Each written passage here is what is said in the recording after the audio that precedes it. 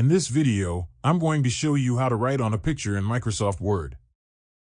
This is a really easy and straightforward tutorial, and by the end, you'll be able to add text to any image you want, style it however you like, and make your document look professional and creative. First, we need to insert the picture that we want to write on. Start by going to the Insert tab at the top of Word. Click on Pictures, and you'll see a drop-down menu.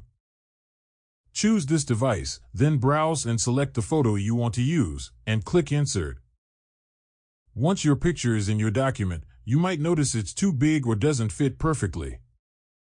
No worries, you can resize it easily by dragging the corners while holding Shift to maintain the proportions. Now comes the fun part, writing on the picture. By default, Word won't let you place text on top of an image freely. To fix this, click on Layout Options for the picture. You'll see several choices. Select Behind Text.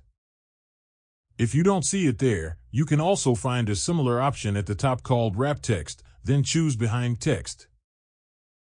Once this is selected, your text can float freely above the image, giving you full control over placement.